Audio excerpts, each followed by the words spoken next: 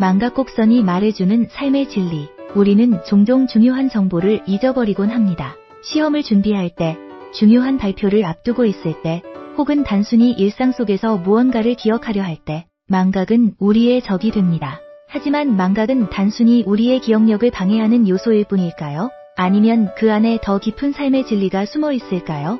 첫째, 망각곡선의 이해입니다. 망각곡선은 독일의 심리학자 헤르만 에빙하우스가 1885년에 처음 제안한 개념입니다. 그는 반복 학습을 통해 기억이 어떻게 유지되고 시간이 지남에 따라 어떻게 사라지는지를 연구했습니다. 그의 연구에 따르면 우리는 새로운 정보를 처음 학습한 후 빠르게 잊어버리기 시작하며 시간이 지남에 따라 잊어버리는 속도는 점차 느려집니다. 이 곡선은 우리가 정보를 얼마나 자주 반복하고 복습하느냐에 따라 달라질 수 있습니다. 둘째, 망각의 긍정적 측면입니다. 망각은 우리의 정신건강과 일상생활에 중요한 역할을 합니다. 트라우마나 고통스러운 기억을 잊는 것은 우리가 앞으로 나아가고 새로운 경험을 받아들이는 데 도움을 줍니다. 또한 불필요한 정보를 걸러내고 중요한 정보에 집중할 수 있게 해줍니다. 망각은 우리의 창의성을 자극할 수 있으며 새로운 아이디어와 관점을 받아들이는 데 도움을 줍니다. 이는 예술가나 작가, 과학자들에게 특히 중요한 요소입니다.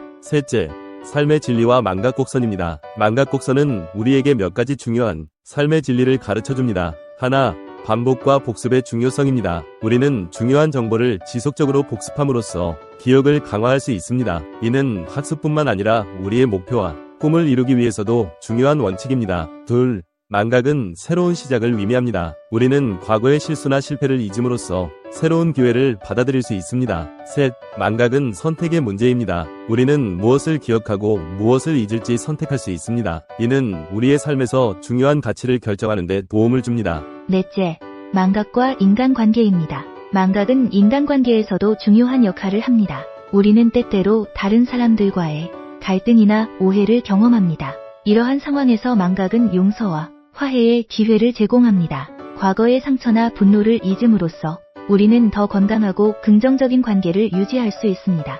또한 망각은 새로운 관계를 시작하는 데도 중요한 역할을 합니다. 다섯째, 망각과 창의성입니다. 망각은 창의성의 중요한 원천이 될 수 있습니다. 과거의 경험과 기억이 우리의 사고를 제한할 때 망각은 새로운 아이디어와 관점을 받아들이는 데 도움을 줍니다. 이는 예술가나 작가, 과학자들에게 특히 중요한 요소입니다. 망각을 통해 우리는 새로운 방식으로 문제를 해결하고 창의적인 해결책을 찾을 수 있습니다. 여섯째, 망각과 시간의 흐름입니다. 망각은 시간의 흐름과 밀접한 관련이 있습니다. 시간이 지나면서 우리는 자연스럽게 과거의 기억을 잊게 됩니다. 이는 우리의 삶에서 중요한 사건과 경험을 재평가하고 새로운 시각으로 바라보는 데 도움을 줍니다.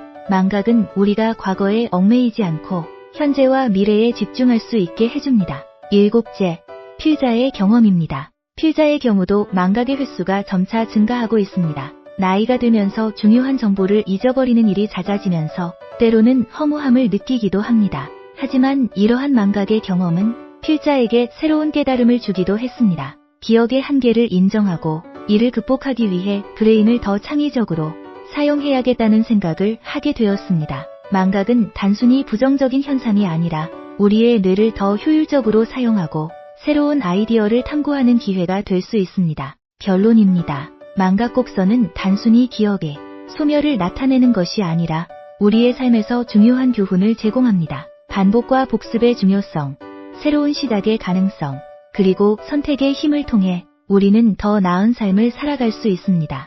망각은 우리의 적이 아니라 우리의 삶을 풍요롭게 만드는 중요한 요소임을 기억해야 합니다. 감사합니다.